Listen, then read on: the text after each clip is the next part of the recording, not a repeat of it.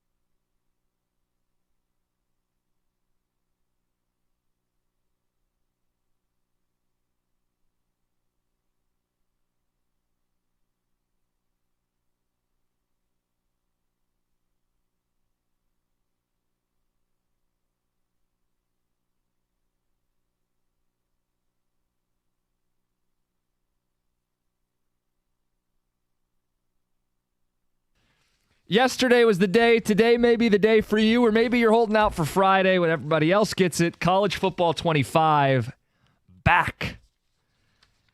Early expectations, impressions, any issues you may have experienced so far. John, it's not going to come as a surprise to you. I dove in yesterday, and I have thoughts. I'm just glad you showed up this morning.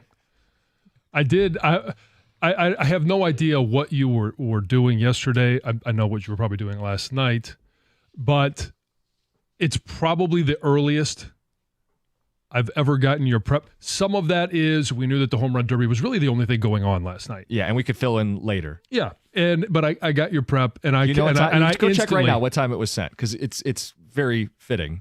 Oh yeah, I think it was sent at like 4:01 or something. The game dropped at 4 p.m. yesterday. Oh, I think it was even earlier than that. Yesterday, I got your email. 4:03. And the download began at what, 4? Yep. Put the finishing touches, sent the prep email. We've had a good show today. And part of the show today is this game for people. And I think if you're someone who used to play, maybe it's the game that gets you back into playing some of these video games. The first thing I would tell you, it is not Madden-like. And that is a good thing. People are really upset at the way Madden is, the way it plays, the staleness of it. This is not Madden reskinned with college football teams. You don't get pulled into tackles. It's fluid. It's a completely different game. Visually, it's incredible. And it should be. Sights and sounds of college football. You get that. They've personalized celebrations and little quirks of each stadium. There's a lot of detail and thought that's been put into this game. If you're someone who is a big-time football video game person, I do think it's worth your time. If you're someone who just loves college football and used to play the game, I do think they've put enough love and care and attention into this game that it did live up to the expectations. Now, there's some things you're going to have to get used to. Kicking is rough right now. It's different than Madden. It's very different than a lot of the games out right now. They've got advanced passing, which is going to take some time to getting used to. Screens don't work as far as I've seen so far. Screenplays, I've yet to see one be successful. But by and large, those are minor things that you'll get used to. And I do think your offense. Talk about people I've played with and against too. But it is, to me, a very, very good game. John, you've seen some people with some thoughts on this. The Twitch was blowing up earlier. Well, the Twitch was all over this earlier. And, it goes with everything that, hasn't been available for 11 years. Obviously, technology has changed. There's a lot of things going on. The whole business of college football, because there's so much going on. And I think it's very interesting. I'm not going to play it. I'm glad that you are. I'm glad that other people have this ability now. But what was being talked about on Twitch earlier was everybody that got it early, basically the guinea pigs, to work out all of the kinks before it hits the masses. What, on Friday?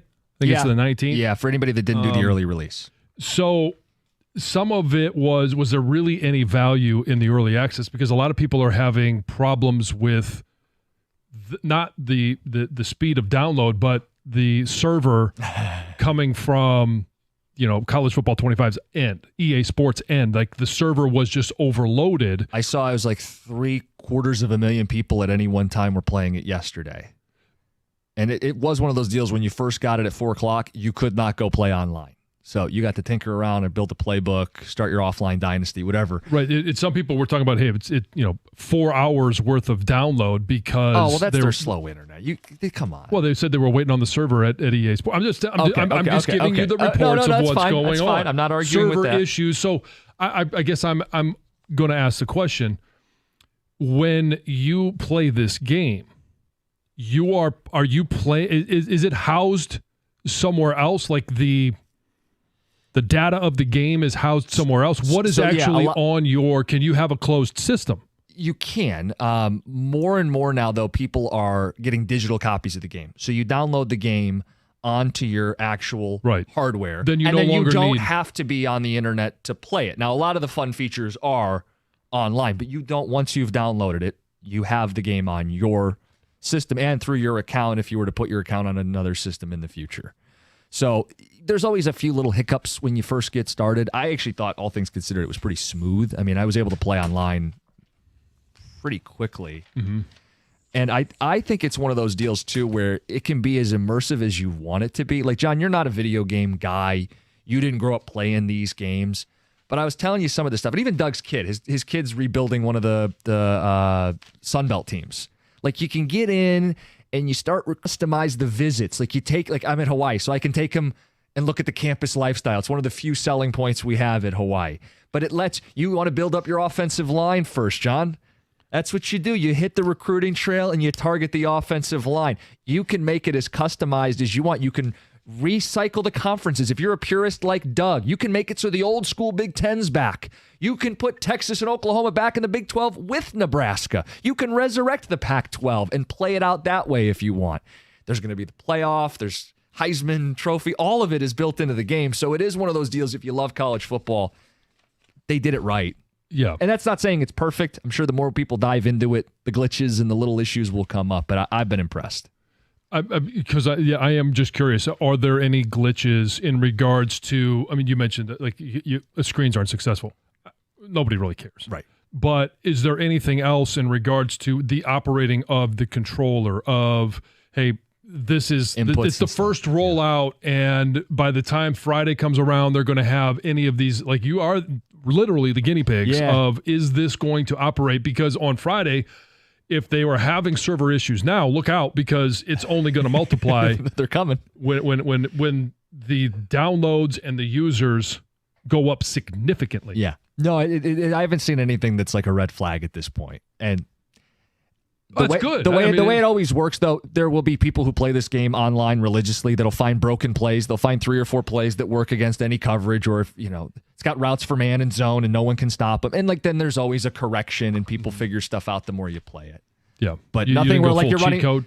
No, nothing where like your running back gets frozen and can't move, or like the game freezes up and you got to start over and you lose all the data. It goes back to the beginning of the game. There have been some football games that have been released where like you can't even kick the ball off because both teams like muddle huddle, and then the game just kind of goes up, error, and kicks you up. Nothing like that. Okay. Texter says cookies can't seem to get the read option down with the button change. Yeah, this is maybe too nerdy for people, but the read option is reversed now. You hold the button for the pull read instead of the give read. Can we keep this to your social media accounts, please? We don't need to turn this into that. Such a nerd. This is, I think, a sports thing, and I think something our audience is eating up, whether they want to call it or not. It's a gaming thing. Okay, it's a big topic in some ways. Somebody not being able to run certain plays or figure is out irrelevant. That's getting a little deep. I read the text. I'm just reading what people send in. More on the ticket text 248-539-9797.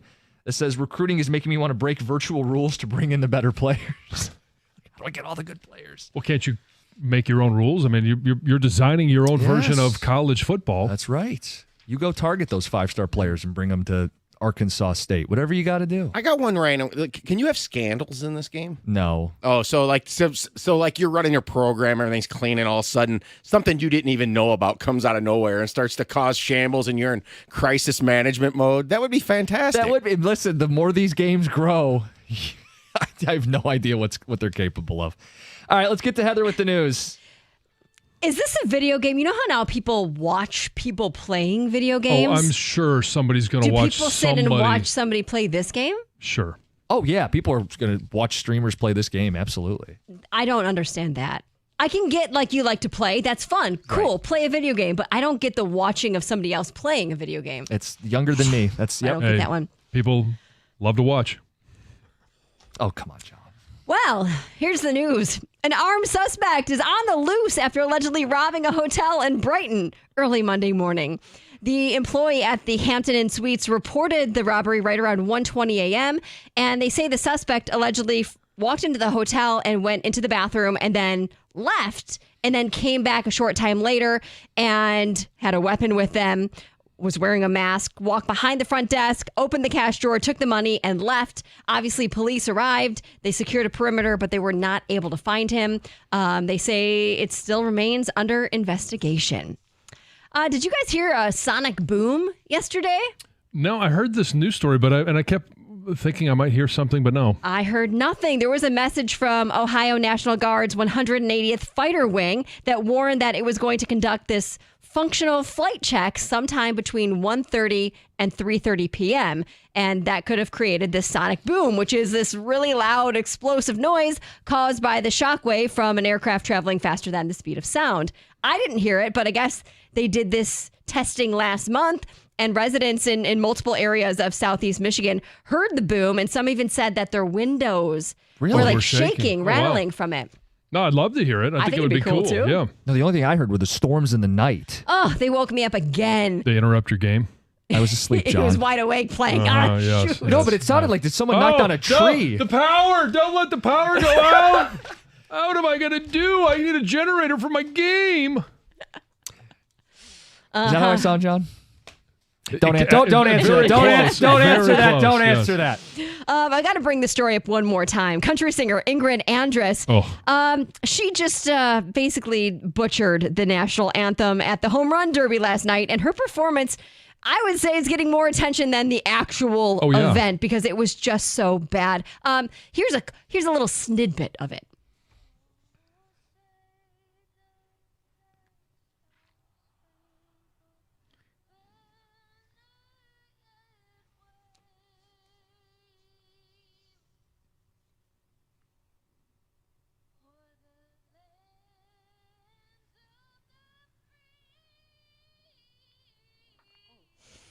Oh, stop.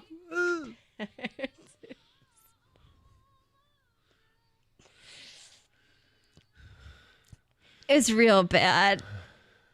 But see, to me, that still sounded better than what I just heard. That was Tom and Cookies. Yeah, okay. That was Tom and Cookies. I still think that's better than hers. People online are just ripping her apart. A lot of people are still comparing her to Fergie, which I think she was far worse than Fergie. And they're also comparing her to an SNL skit where Maya Rudolph sang the national anthem, which I don't know that one, but I'm guessing was pretty bad as well. Now, I did check out some of her actual music. She's 4-time nominated Grammy artist, right? Could have fooled me. So I listened to some. She sounds great. And she looked great. And the video, a lot of computer work there. Didn't sound anything like last night. Yes. That's the news. I'm out of time. Yep. 97.1.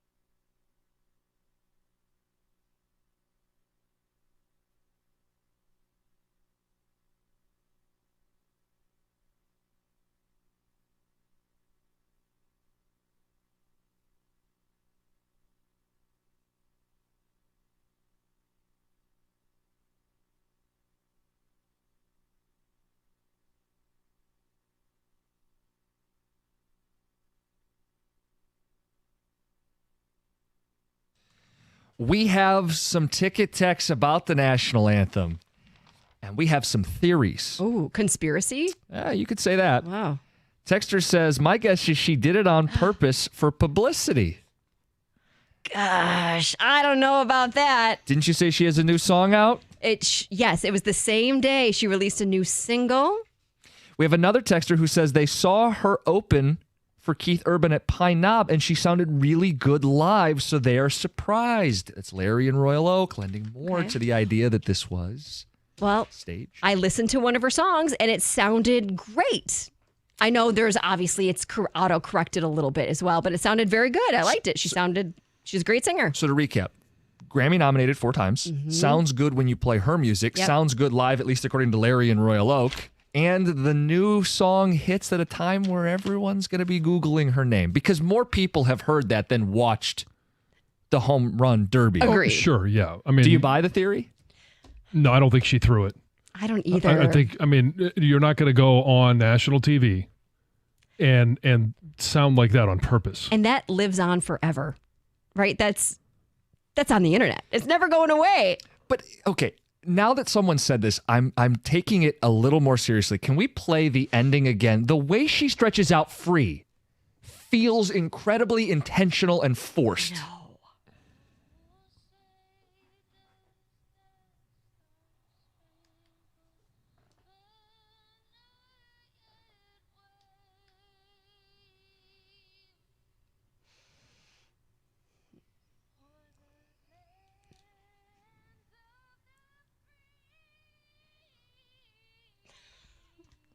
Come on. Now,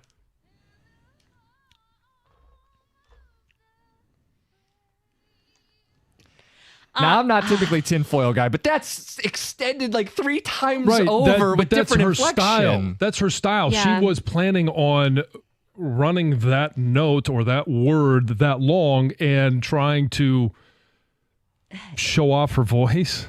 And she failed at that. Yeah. I don't think she threw that on purpose. No.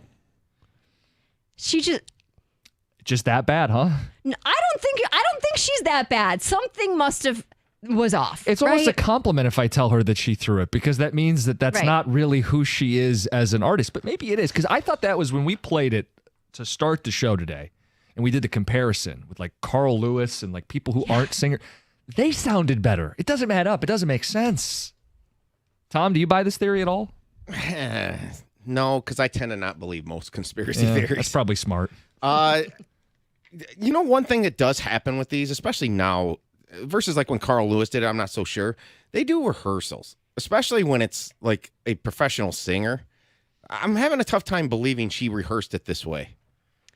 There's no way that was the first time she's ever sang the national anthem. Well, As a singer, you've sung that song before. Typically, most singers, especially when you have a professional singer, not a guest, or like Carl Lewis was a guest. He's not a singer. You make fun of it and stuff, but I don't know if he necessarily did his, but they come in early, and they usually a couple hours before the event, they're practicing this.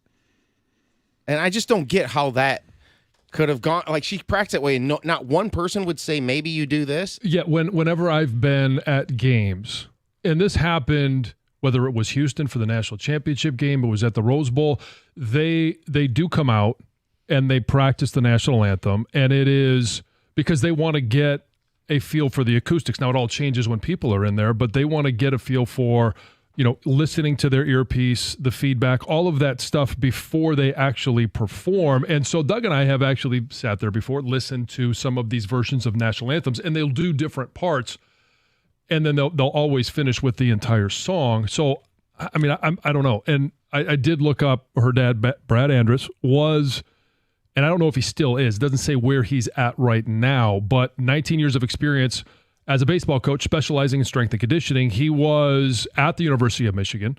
He was with the New York Mets, the Colorado Rockies, and the Detroit Tigers. When? It doesn't say. Yeah. And he doesn't have a Wikipedia page that I can find. I've never heard anybody warm up the national anthem when I was working for the Tigers for 10 plus years. I never heard anyone go out onto the field and practice, ever. More people believe it. She's releasing a new single Not that big, only 24,000 followers on Twitter. Wouldn't be shocked if she bombed it for publicity. Wait, what's it called? The single? No, she's not that big, has 24,000 followers on Twitter is what I said. Okay. I didn't give a name of her single. They said wouldn't be shocked if she bombed for publicity. Says she turned off her comments on her social media. See, I haven't done that. Of course she did. That's probably for the best. Social media, as we talked about a little yesterday. Yeah. not the best place. Not a great place to be. That's where you got to have somebody in your ear, or you got to have those people like are in your best interest. Like somebody had to know she was going to go out there and sing it that way if she didn't rehearse. What about how she looked? Because Heather, you saw for the first time the visual. Someone points out that I mean, I don't think there's anything wrong with how she looks. No, I didn't think anything like that. No, that was more King thought that she didn't look as put together as she does in like the music videos, right? But you're really done up for a music video. Yeah. Well, I thought she looked fine. Don in Waterford said, look in her eyes. She looked completely wasted or on something else. Didn't look like she was all there, according to Don in Waterford. That could be it. Someone points out that people don't really know what they're listening to with live music. Texter says that 8 out of 10 people can't tell live performance from real life performance. You agree with that, John? You like going to see live music. Oh, yeah. I think you can totally tell the difference. Even if somebody is really good. Like I was just at Stapleton and George Strait. I've been at Eric Church. I've been to Luke Combs. I've been to a number of concerts, and I'd say those examples because she is a country singer. Yeah. And even with the phenomenal voice that Chris Stapleton is, you could tell the difference between live and recorded. He's amazing. And my wife and I looked at each other. We're like, hey, it's amazing how good he is live, because you do hear some of those variables when you're listening to live music. George Strait, no one better. But you could still tell a little bit of a difference between recorded and live. This, I mean, it's clearly live. Pretty obvious. Yeah, you're not going to put that recording out. Greg, can we play Carl Lewis? Because people are bringing up Carl Lewis. I think Carl Lewis did a better job than what we heard yesterday. Carl Lewis is not a professional singer. I know. Let's start with that premise. Which is even more damning. But everybody points to Carl Lewis as one of the worst.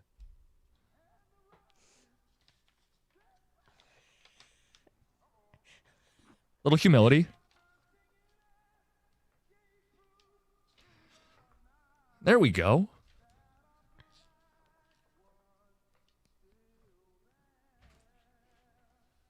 That's better.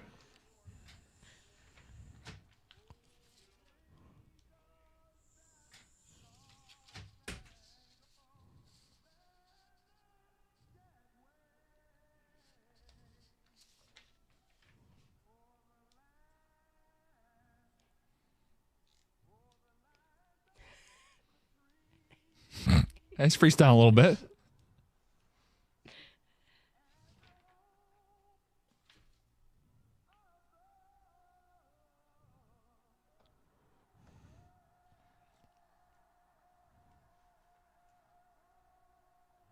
Infinitely better than hers.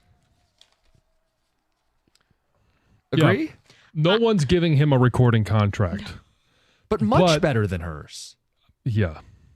Well, and I like that he had some humility and he kind of had some fun with knowing that he's not a great singer. Yeah.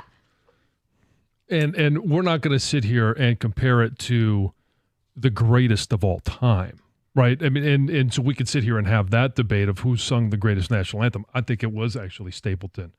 And it was phenomenal what he was able to do. But this is one of the biggest stages that Major League Baseball has. Tonight will be another one of them. It's the All-Star game. Now, is everybody tuning in to more people tuning into the All-Star game than the Home Run Derby? I don't know. Don't care. Right. The World Series, like those are some epic moments.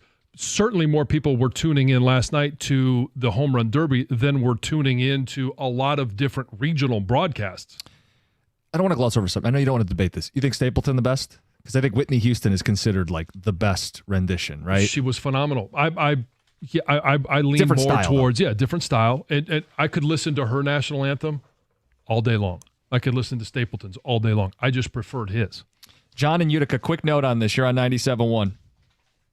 I think her team abandoned her last night. They didn't help her with the auto-tune, and she is just way over her skis when she comes to singing. Very pretty face, And look at Tom Cruise gave up the coronation of Charles III a couple years ago just to spend the weekend with her at the Miami Grand Prix. So I think she's way over her skis on this stuff, and she finally got figured out last night.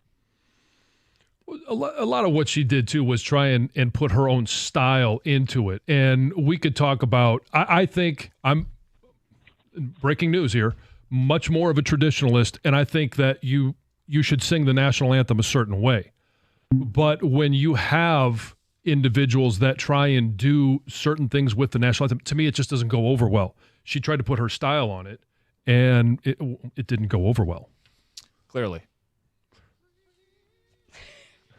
We were better. I think so. Let's make sure we clarify when you say we. You're not in this? I am not a part of that. Hold on. We could harmonize you in. No, I'll give you a no. countdown. No. 3, 2, 1. That was Jim Costa and Tom Milliken. No way was I a part of that. So be careful when you say we, because we know we have that drop. Who is we? We know who we is.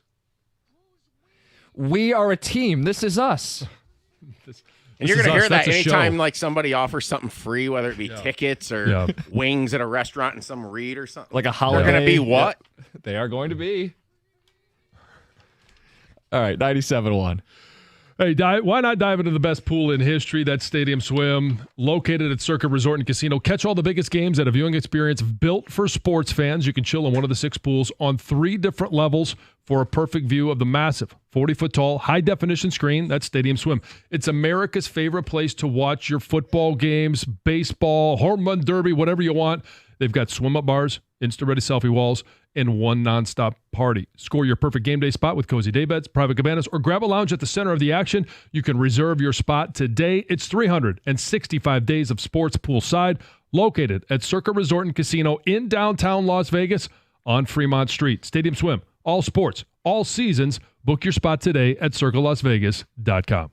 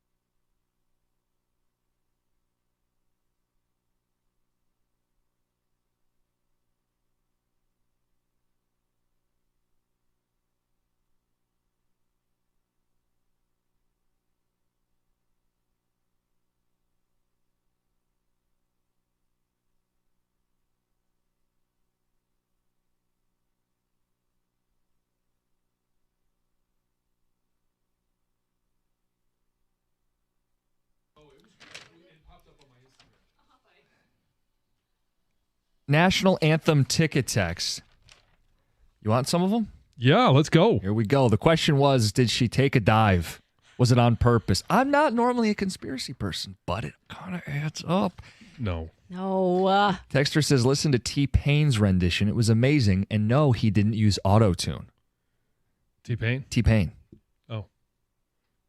Okay. He's actually a pretty good singer. He was on The Masked Singer. I don't know if you guys watched that. Anyway, he's pretty good. Ticket texter says Whitney Houston. T-Pain, though. Okay, you've heard of T-Pain. Yeah, I don't think John did, but that's okay. Wait, He's bringing the pain? You don't know who T-Pain is? It's not the genre. I know genre it's not the of genre, music but like that he likes. I don't even know that you have to. I know. That's okay. He'll find out. So things I've learned about John Jansen today, that he doesn't know who T-Pain is, and that he stands for the national anthem even when he's not at the game. Always, every time. Never with exception. Mm-hmm. We need to do like athlete or rapper. Like Kendrick Lamar. Athlete do you know? He's a rapper. Okay. Yeah. Good job, I just looked up T-Pain. One of the top songs that came up is Booty Work. And work is spelled W-U-R-K. All right, the next ticket text. Whitney Houston, best national anthem ever. Jennifer Hudson getting some love for the best national anthem ever. I know we didn't even ask for this. Jimi Hendrix, best rendition of the Star Spangled Banner. Yeah, tremendous, yes. Whitney 1A, Stapleton 1B. I did get the all caps Whitney Houston from my wife. She did not agree with me. Yeah, that I am in the Stapleton band of this group here, but she obviously is in the Whitney Houston side of things. More on the conspiracy theory from last night's Home Run Derby, awful national anthem. Hey guys, was there an over or an under on the national anthem last night? Paul in New Haven. I don't think so. Maybe somebody. Got a read coming up? This one says, Anthem singer always practices at LCA about 15 minutes before the doors open. So it is common practice to, maybe get your bearings before you walk out on national television. I've never heard anyone, ever, unless I just wasn't listening. Warm up like out on the field, like in this, at Comerica Park. Like to test the I'm sound. sure they warm up, yes, but like I've never even heard it them. at Ford Field. Well, I guess I wasn't paying attention. And I heard attention. it a bunch when I was playing too. They would come out when I would be sitting there, and I get a chance to hear whoever's I was singing. there hours early. Yeah. I know the Pistons did it every single game. I'm not saying you weren't there on time. It was always so early. I'm sure they did. Maybe I just missed it. I was busy doing something else. Maybe it's an inside and outside stadium thing. I don't know. I'm just thinking on the fly here. Because they have to bring all the cords out, the mic out there, and then they got to take it all back. I don't think they have to do that anywhere, I guess. Yeah. I mean, I don't know. I don't, yeah. Who knows? Yeah. Who cares? We did get one ticket text that I wanted to read that was funny. We were talking a little college football earlier. One guy said, John, you should give it a try. He's 58 and thinks you should give it a try. This one is funny, though. It says, Give what a try? The college football video game. Oh, no thanks. Ticket texter says, I have one virtual question for the virtual Hawaii coach. Do you think you're doing a good job? AJ, Friday this week? Yeah. Tigers are doing a much better job. They've won 8 of the last 10. It should be a fun interview. Skubal tonight on the bump. Won't start the game, but what do we think? He could be the first pitcher. He's got to be the next one in, bullpen, right? I would think so. Second inning. Yeah. And Riley Green will come off the bench later in the game. 2 All-Stars for the Tigers. What's your interest level? I know the Home Run Derby, it doesn't really do it for me. The All-Star game, I'm curious because there's 2 Tigers in it, but what's your interest level tonight? The Home Run Derby you don't like the Home Run Derby? That's fine. Is this like a shock to you? Oh, did you think it was like riveting television that everybody like makes no. time I mean, for? The field was sold out and people were loving it. Well, it was a big deal when it was here. I mean, sure. And Bobby Abreu. Jack and I and Teddy, we all sat there and watched it. It was fun. I think that is more entertaining than the actual All-Star game itself. You think the Home Run Derby drags on a little bit for me. Do you agree with that? Well, the new rules that they have, and I mean, I did not watch the whole thing, so yes. I was up at the very end. I had Bobby Witt in the final. I needed it. Well, yeah, you had something else that was occupying your time. Was it on the screen next to you as you're playing your video game? I was done playing the video games at that point. But I do like the fact that they have 3 minutes, 40 pitches. There's a timeout in the middle. You get a chance to see some absolute moonshots and watching their swings and how effortless they are and how far that ball goes. off of wood bats. Because I see a lot of the aluminum bats now because that's what Jack is using. And I see some of these kids and they swing and the ball goes a lot farther than you think it's going to go. But with wood bats and just what they do, it's just, for me, it's so much fun to watch.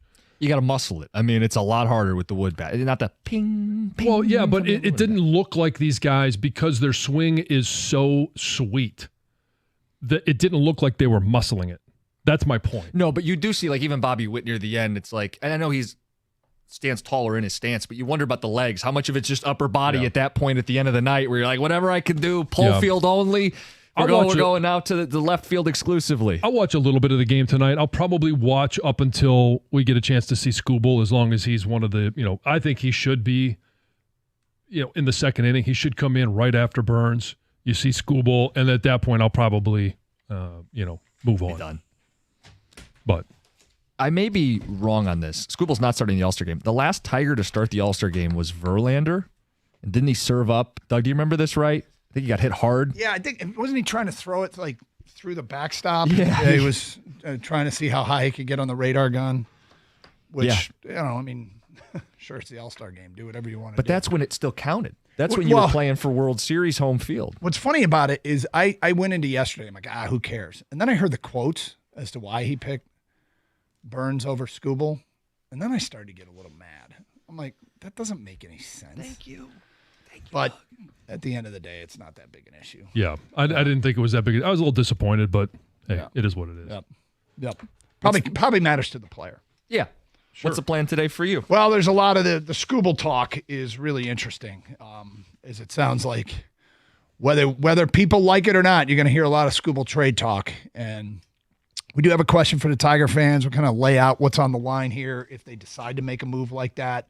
But they're not the only team that is local, I think, should be thinking about making a trade. So lots to discuss coming up next. You're still on record as saying something's happening. Something's afoot. I think something's afoot. Things are too quiet around here, and I don't know which team it is, but between the Pistons, Red Wings, Tigers, and Lions, I am thinking something's about to go down.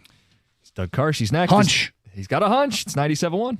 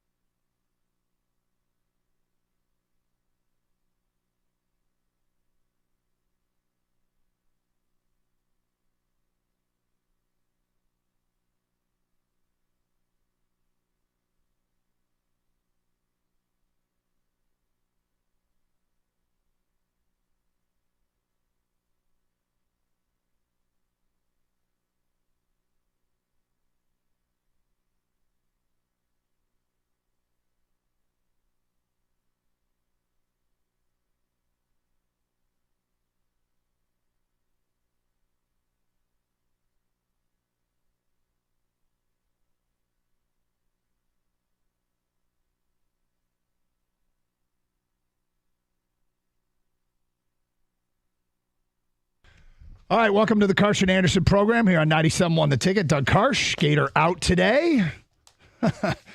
Well, look, this is typically what I would call one of the slower sports weeks of the year, but I saw this story in the last 24 hours, and if you heard it during the morning show, the Skubal discussion. It's really, really interesting because this is not something that I think the average Tiger fan would think, that's what I want to do.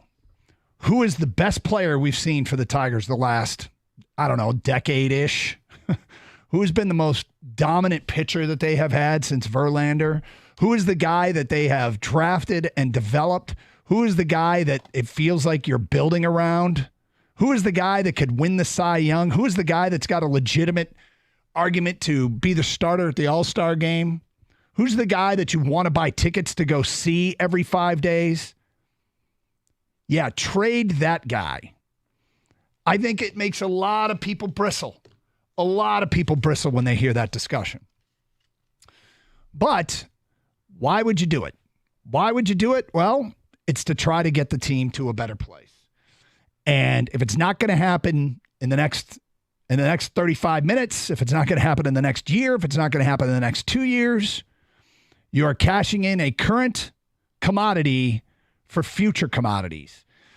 The baseball fan knows what it's about. I think the average fan probably, I could already see the text coming in. Why are they trading the best player? Why are they trading the best player? Don't trade your best player.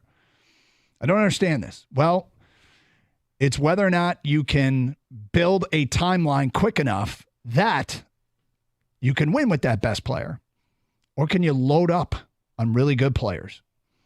I get it. It's a long-time debate about whether or not you do something along these lines.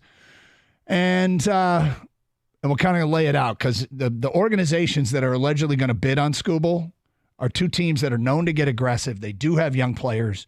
One seems more prepared to make a trade like this than the other, but we'll get into the details coming up. Meanwhile, last night, the Home Run Derby. Am I wrong? Do they change the format to this thing every year? It seems like every single year there's a new twist. There's a new something I didn't expect. There used to be gold baseballs. Now there's the 420-foot blast, the 3 outs, untimed at the end, and whatever. I mean, I think I give them credit for trying to keep it relevant and move it along. I will have to admit that maybe I've just seen too many home run derbies. I bailed. I was like, I got to watch everybody go through at least once. And so I stuck with it through the 8 hitters. And then I'm like, I'm going back to receiver and watch receiver on Netflix. Kang, the producers behind the glass. Kang, did you watch the home run derby? I did, but I did not watch it all the way through. Yeah, it does seem like they're changing it every year, Doug, the rules and all that stuff. But I think it's, just hey, what did we do wrong last year? What can we get better? And I have no problem with that. People complain about everyone's all-star game, I feel like, right? And so they're just trying to make it more entertaining for everybody.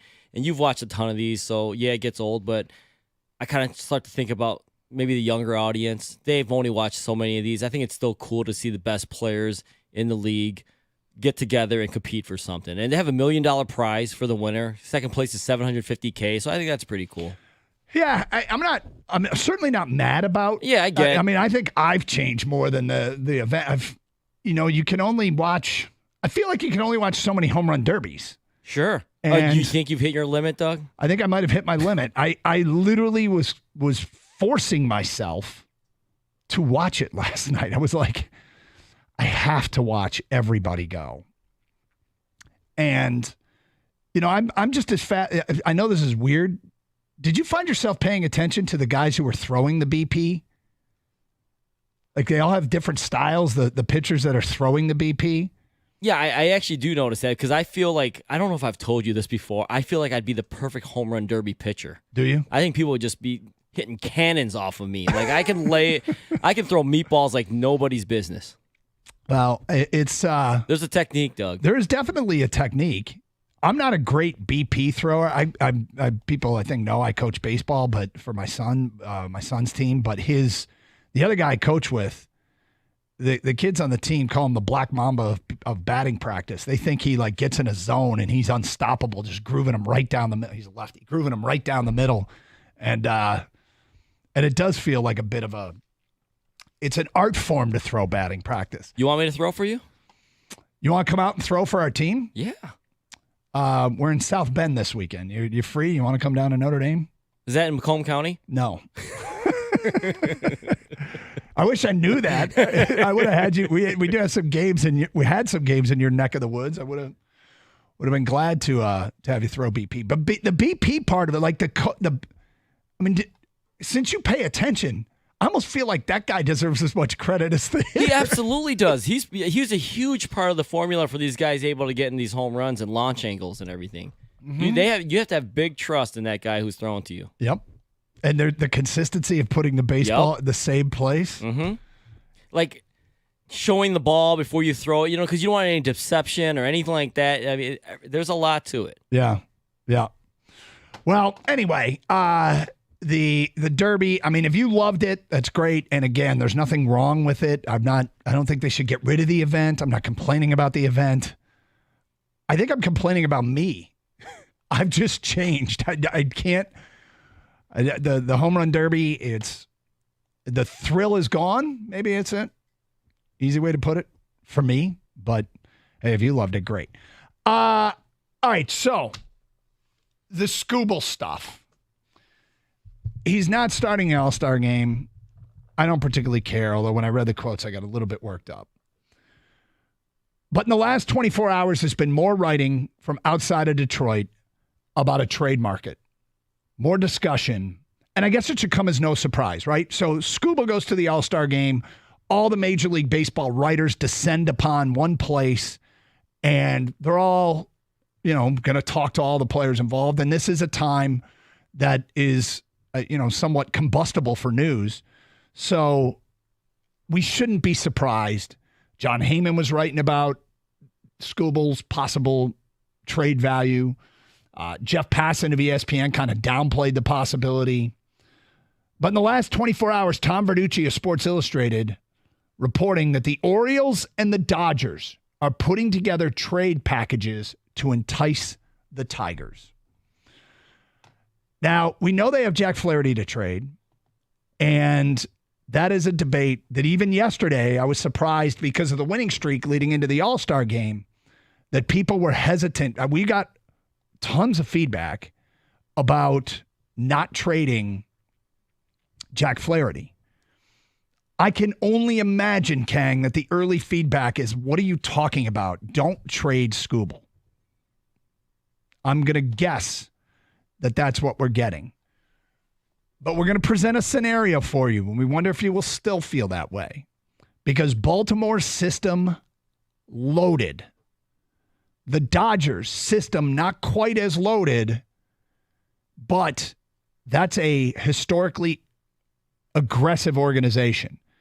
And now a third team. There's a little bit of buzz about a third team that also gets aggressive, and it's not the Yankees. We'll get to the possibilities ahead at 10:18. 248-539-9797. We got open lines. Just a reminder, you can stream the show on the Odyssey app. Download it for your mobile device today, AUDACY. That way you can listen to the show anywhere in the United States. And I did so when I was on vacation. There'll come a time. There'll come a time when you'll be on the road and something will happen, like a Skubal trade, and you'll be like, oh, my God, and you'll wish you had the Odyssey app. So get it today, AUDACY. Download it for your mobile device, and then you can stream the show anywhere. Also streaming through our website, 971theticket.com. Streaming with video on twitch.tv. Go to twitch.tv, search up 971 The Ticket. Same thing through YouTube. Go to youtube.com. And bang, there we are. Both of those sites have streaming chats where oftentimes we pull content from there. So get involved, listen to the show, watch the show. It's Carson Anderson, 97.1 The Ticket.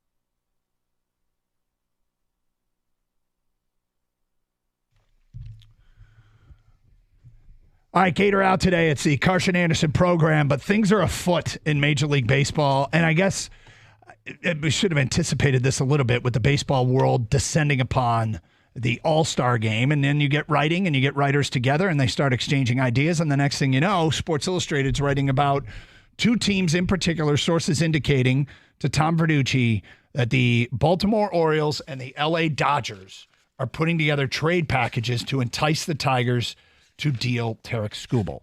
Now, this would not, on the surface, be a popular move with Tiger fans, right? Trading an established player for prospects.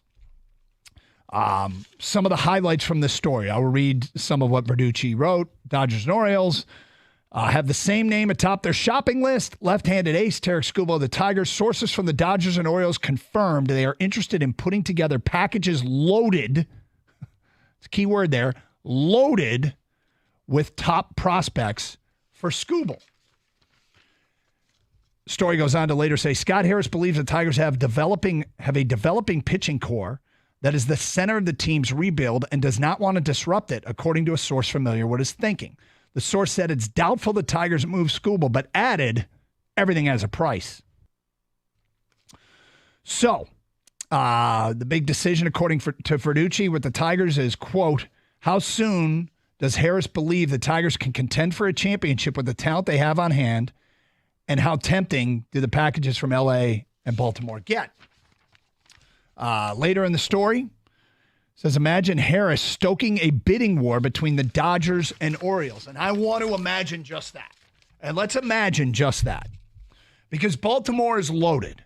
And they've got great prospects who are currently blocked. It feels like if Skubal is dealt to the Orioles, there is a top 10 catcher in that organization named Sam Basallo, who almost is a given would be coming to Detroit. He is blocked by Adley Rutschman. He is considered one of the best catching prospects in the game.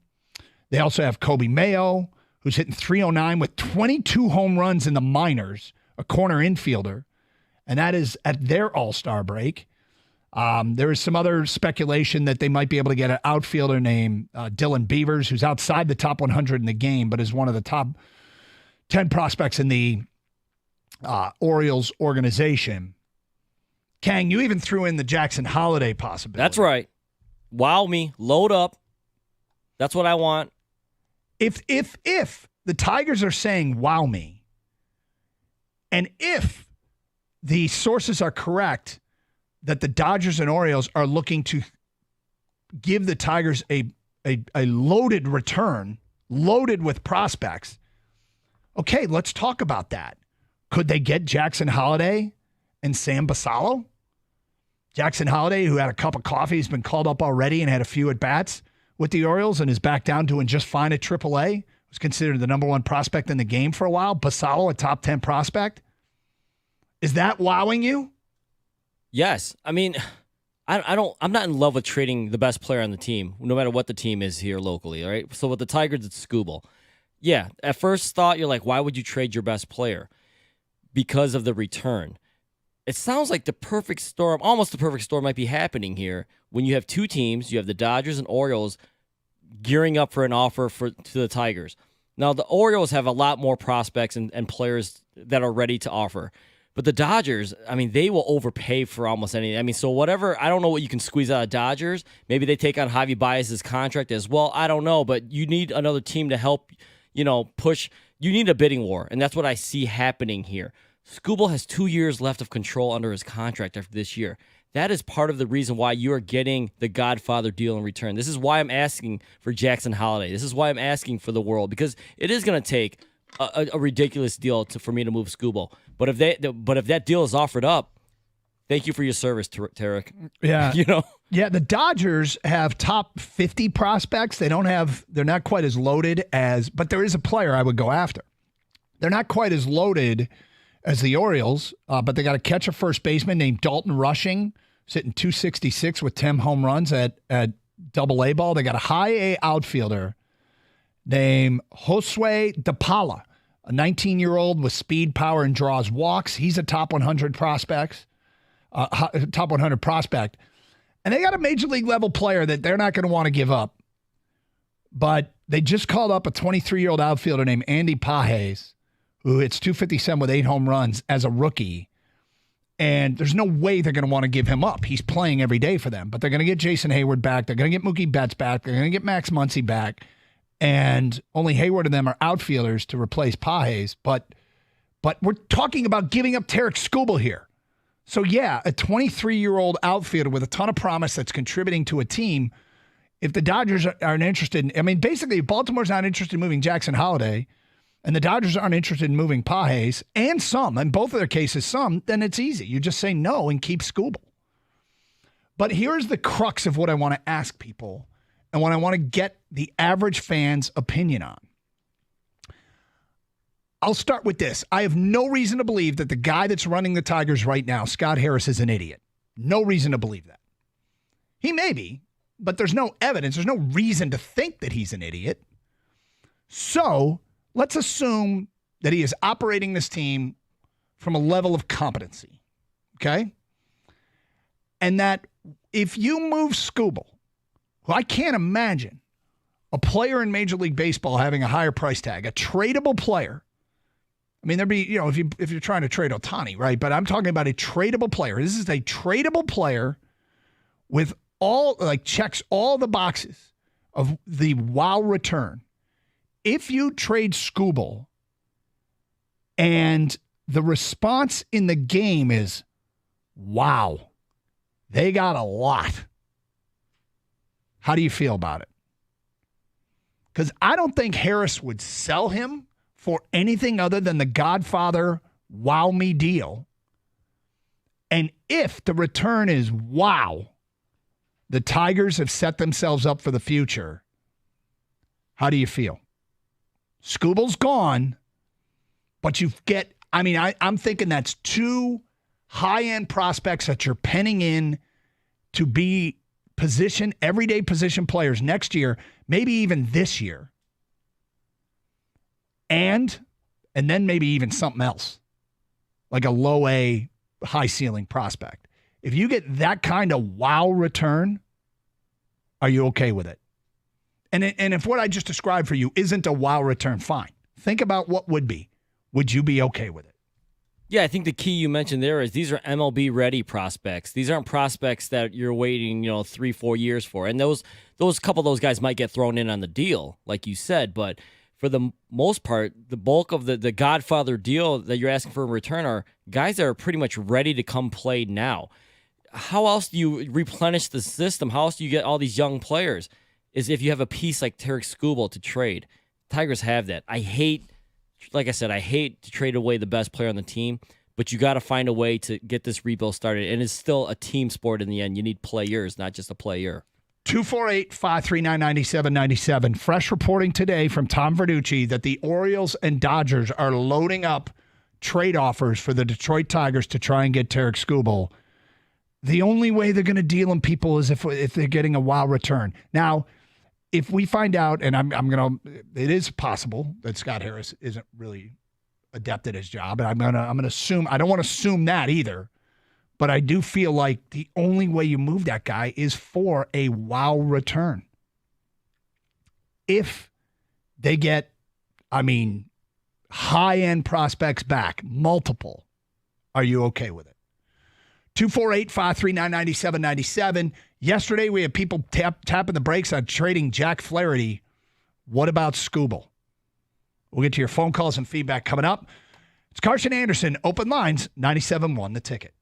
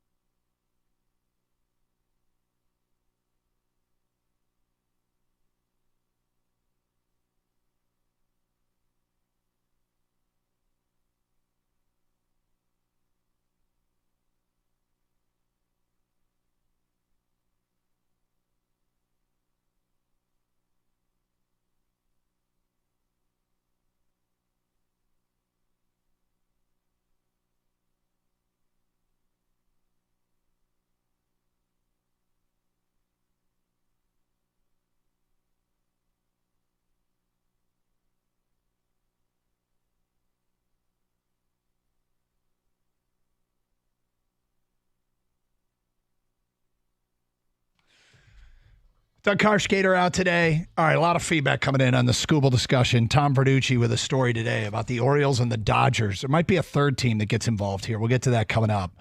But anyway, here's some of the early feedback we have gotten. Mike writes in, I'd be okay with a trade to the Orioles. Their three best prospects, bats, their best prospect arm for Skubal, and they have to take Baez in his contract. So you want their three best bat prospects, their three best prospects, bats, their best prospect arm. I think he means, not quite sure if I'm following completely. If he wants three bats and a pitcher. Three bats, a pitcher, and they have to take Baez. Okay, that would qualify as a wow. It would free up like $90 million. It would be four players that you have high hopes for. I mean, the Baez part of it, I don't know that I feel like everyone's gonna try to throw him in, but to be honest with you, if they don't take Baez, but I love everything else about the deal, I'd still make the deal. I mean, I'd dangle Baez, I guess. Hey, yeah, and you gotta take Baez and see what they say, but I mean, that would be like a. Come on. I feel like we've moved beyond we've flown off the rails. Like I'm not losing a deal over Baez. I'll tell you that. That's right. If you can get three bat prospects and an arm from the Orioles, like top ones, of course. Yeah, for Skubal, I'm in. But you're right. Don't lose it over Baez.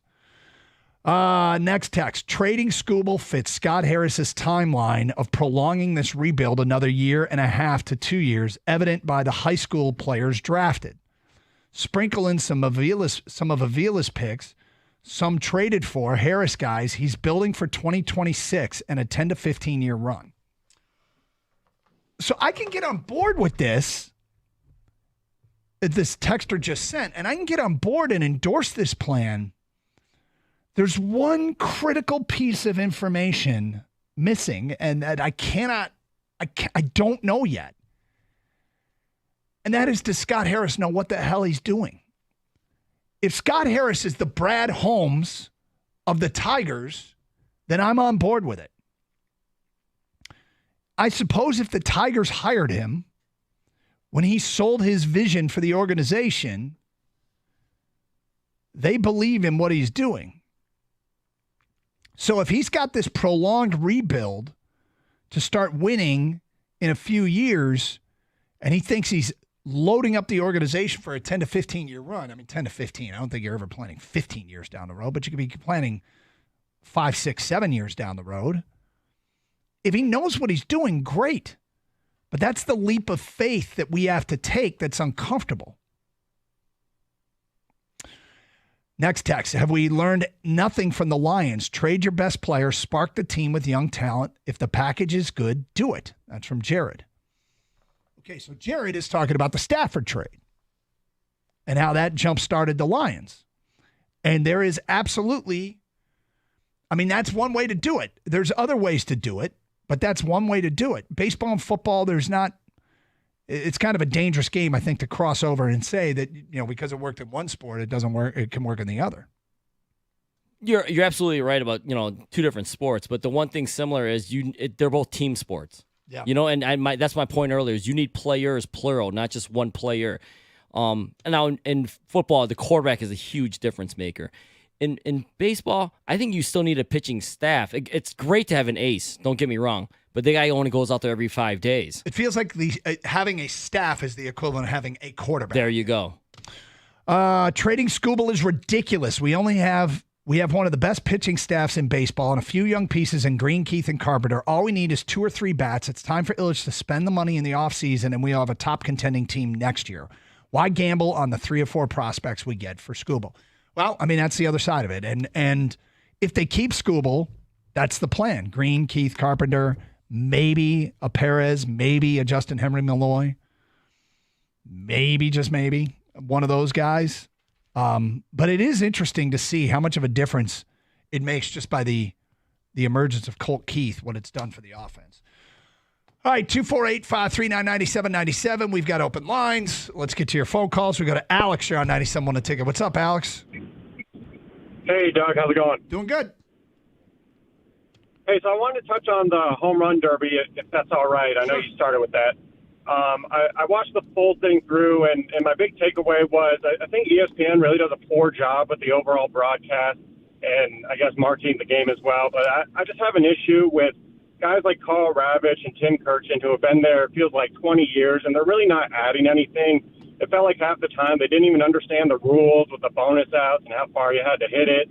And then they're just splurting out numbers of like these advanced analytics that no one really understands.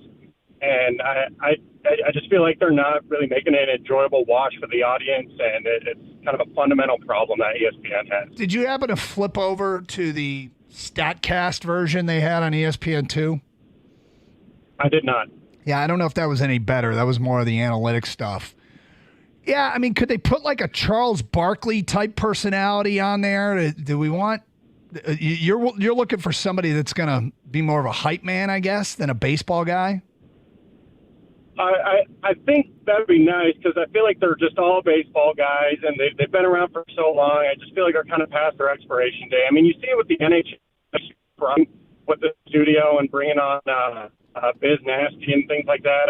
I think that sort of model would at least be a start. Maybe. I mean, look, I personally didn't, I feel like I've changed. I'm not blaming ESPN, but maybe a different crew. Not having like baseball guru type guys and just having personalities, maybe that would work better. 248-539-9797. Kevin on a cell. You're next here on 97.1 The Ticket. Hi, Kevin. Hello, Doug. How are you? Doing good. Good. I'm just I'm sick of the rebuild. I mean, it just seems like everybody comes in, sells us a bill of goods. Hey, we're going to do it on the cheap. All it's going to take is like 5 to 7 years. We're going to trade our pieces for magic beans. They're going to grow into bean stalks, and everything's going to be great. If you had Mickey Mantle in your prospects, are you going to trade him? You're not. So you think by trading your best prospect, you know that this guy's going to be a 35, which is what you want. For Tarik Skubal, you want we want 3 guys that are going to be ready-made in the lineup, this sort of thing. I'm not giving you that. I'm giving you guys. I'm not giving up that. Well, but here's the thing, Kevin. Why would I do that? Well, why would you do it? Because you don't know that you have Mickey Mantle. I mean, when the White Sox traded Fernando Tatis Jr. to the Padres for James Shields, they didn't know they were giving up Fernando Tatis Jr. He was just he was a name in their organization that they had high hopes for, and they knew he was talented.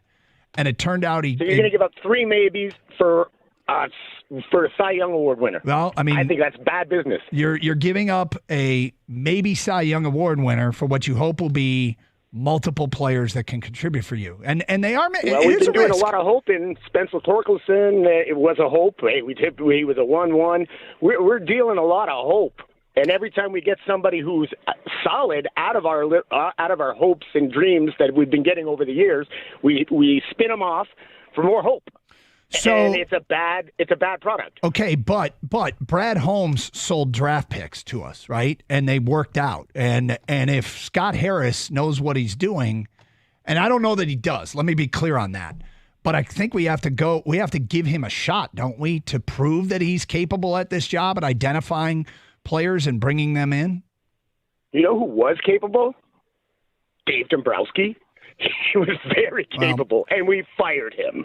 I don't know why we fired him, but he was a proven guy. Everywhere Dave Dombrowski has gone, he's done a hell of a job, and he's also done it with big bankrolls. And I hope, and this is my hope, is when the Tigers get close and they can make some over-the-top moves, that they will spend the way Mike Ilitch spent, and that Scott Harris will spend the way Dave Dombrowski spent. I feel like one of the reasons they haven't done it is because they don't particularly think that they are close yet. Now, the baseball team could burn them, and that could happen this year, that they prove that they are close. 7 games back of the wild card at the All-Star break doesn't feel particularly close to me. But I mean, if they come out in the second half and they stay on fire, then they could prove that it was a huge mistake to not add to this team. As it turned out, I didn't love that free agent market. But I am optimistic. I think they'll spend if they get close. I know there's some skepticism about that, but I think they would. Well, they better. I mean, I don't personally think anyone will really spend like Mike Ilitch did. He went out there and said, I don't give a F. Get me whoever we need to win the World Series. I love that approach as a fan, but I don't necessarily need it. What I need is you to spend when you have to spend, because I don't think you can just do this on prospects and doing it the cheap way. I think you get yourself to a point, and then you're going to have to add payroll. You just do it. In baseball, there is no salary cap. And if you look at the past World Series champions, most of them, of course, there's going to be an outlier here and there, but most of them spend money, and you have to spend money at some point. I'm not saying they have to do it right now, Doug, but there will be a point where they have to open up the checkbook and pay somebody. Yep. Pay people. But if you do a great job at identifying and bringing in young players, then you can compete. Right now, you know who has the 25th ranked payroll in baseball? The Baltimore Orioles. They've spent less money on their roster that's competing for a World Series than the Detroit Tigers. And I don't know if there's an organization that's more set up for future success than Baltimore. Now, the key is Baltimore has drafted extraordinarily well. If that's what they're trying to mimic and they're successful, and the Tigers get to be that's awesome. Now, to be fair, I don't envision trading Skubal. I don't think I would trade Skubal, but I certainly would stoke the embers on trying to get a Godfather offer. But you're not a complete no either, though. Oh, I'm not a complete no. Because you have to be open to that unbelievable deal that crosses your desk that you didn't think it was going to happen, right? Yes. You can't shut that down. And if you were to pick two organizations, one is loaded, Baltimore, and the other is aggressive, the Dodgers, that's where you could get that. Now let's get to the third team. There's some smoke about. We'll get to that today at 10:50, plus more phone calls and feedback. Tom Verducci, a story today saying the Dodgers and Orioles are putting together massive trade packages filled with prospects to try and entice the Tigers to trade Tarik Skubal. If you heard that the Tigers traded Skubal and baseball said, wow, look at the return, how would you feel? Because it's kind of back to square one, but it's the kind of deal that can set you up long term. How would you feel? It's Carson Anderson, 97.1 The Ticket. Hey, it's summertime in Detroit, and that means our baseball team and season, it's in full swing. Pick up your favorite Stoli vodka flavor and pair it with a refreshing lemonade to enjoy while you watch. Make it the summer of Stoli. Celebrate with a Stoli blueberry and lemonade, or maybe try a Stoli vanilla espresso martini. No matter what your drink of choice is, remember Stoli for your premium vodka. Whether it's at a game or in your backyard patio, rooting for your favorite player to hit a home run, Stoli Vodka has you covered. Pick up a bottle of Stoli Vodka today, and as always, Stoli asks that you please drink responsibly.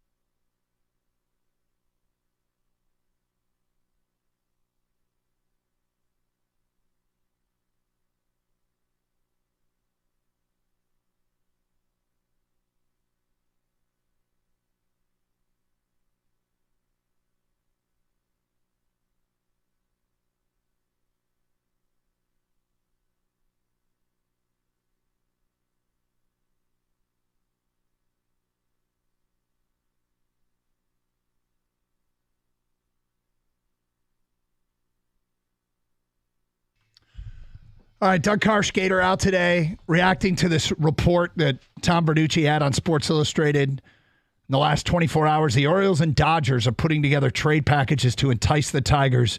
If you hear that the Tigers do trade Tarik Skubal, but the return is a total wow in baseball circles, where Harris is getting praised for the return, the prospect package they would get back, how would you feel? How would you feel? Would you be mad because you like the direction this is going? Because that would be more of a back to square one move, but it feels like you're cashing in chips for future assets. How would you feel? Meanwhile, who's the third team? Could it be the Boston Red Sox? They have a new guy in charge, Craig Beslow, looking to make an impact. They're hanging on to the last wild card spot. Boston has 3 top 25 prospects. And shortstop Marcelo Mayer, outfielder Roman Anthony, and a catcher named Kyle Teal. Again, we're talking about a wow return.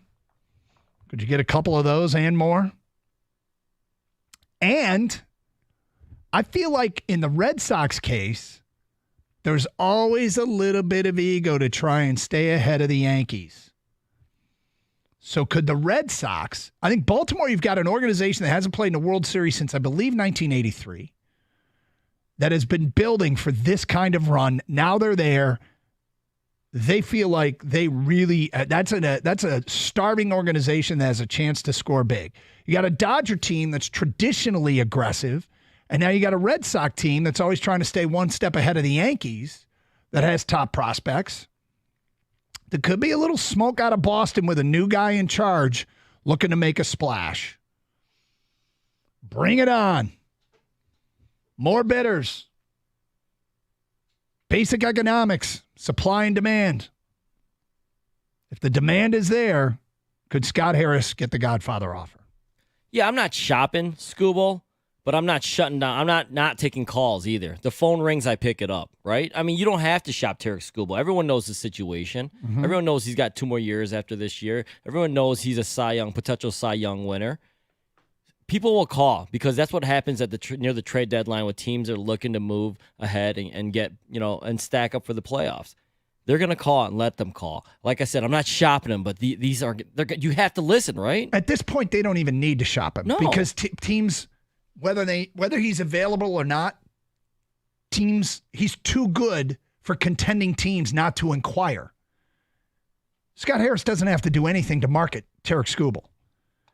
It's the fact that his name is out there and you've got credible reporters reporting this tells me already that he doesn't have to shop. People are walking into the store and asking. They're on the showroom floor asking how much for this. Well, because I just feel like some of the feedback we're getting is Skubal's untouchable, and I just think that's not a smart thing to do if you're a GM. Is that right? There's a lot of that coming in? People don't want to move him, and I get that because he's so good. I think they're scared of the unknown. They don't want to keep waiting. Yeah. But to be honest with you, Skubal is unknown. Maybe not as unknown as some of the prospects you're getting in return, but Michael Fulmer at one point was a hot commodity that they did not trade. I think and what Skubal's better than him, don't get me wrong. I think a lot of people right now are scarred by crappy Avila trades. When you have David Price and J.D. Martinez and Justin Verlander, and what you got in return was a bunch of Dawal Lugos with the Jamer Candelario and a Jake Rogers, that doesn't feel like it was anywhere close to worth it. Scott Harris had nothing to do with that, but I think that has led to people being gun shy. 248-539-9797. Greg is in Dearborn and next. What's up, Greg? Hey, Doug. Hey, man, I loved you on John's podcast. That was great with that with the last play, the story about after that last play, the interception, and you look like you're about 100 years old. Yeah, I did. That was I felt that way too. That whole game for some reason too, just gripping it. But I was calling it about Harris. Everything that he's done up to now, except for maybe Flaherty, has kind of been a check minus in my opinion. So like at this point, he has arguably the best trade prospect or trade piece than Flaherty, and then the best pitcher in all the game. He should be able to take all of this, request or all these offers for Skubal. Say, yeah, sure, he's on the table. Anything's on the table. he should be able to take that, figure out what teams are actually willing to part with, and then use that when he says, well, the old bait and switch, I've got Flaherty right here who, is also going to be great for you this year. What will you give me for him? I know you just said that this guy's on the table. Well, look, I mean, if there's an open line of communications, I wouldn't be surprised if the Orioles call about Skubal and they offer something up. This is what I think is most likely to happen. Orioles call about Skubal and they say, we'll offer these 3 prospects. I think Scott Harris will probably say no. I don't think the Orioles come to the table with a great package of players in return. And then Harris says, but that package would get you Jack Flaherty. And that's maybe how a deal gets done. But part of a Godfather deal for Skubal would have to be an everyday player, and they'd have to solve the Baez issue. And that's like a starter for me. Other than that, no thanks. Well, let me ask you a question. Okay, so they've got, any talk with Baltimore, I think almost absolutely includes Sam Basallo, the catcher. I mean, he's blocked by Adley Rutschman. They've got 2 great young catchers. Would Basallo, something lesser, and they take Baez, get it done for you? No. I need an everyday player I need an everyday player that's going to start right now. That's blocked or maybe getting less batting time. It could be ready to go. It could be Basallo. Okay. I mean, the Dodgers. If you could get the Dodgers to part with Andy Paez, the 23-year-old outfielder that's playing for them and playing pretty well as a rookie, I mean, they're not going to want to give him up. But we're talking about trading Tarik Skubal. So Paez could be ready to go and at day one. He's playing for the Dodgers now, so he would fit in nicely. Maybe Paez, a prospect, and they take Baez. Would that get it done for you? Maybe. Yeah. I mean, but the Baez thing, like, you can just, I don't know. It's tough. That's it's tough. terrible. I mean, if you're worried about money, then you're not worried about winning as much. So. Yeah, but you can't. If you can get rid of that contract, then you've got that money that you damn well better spend.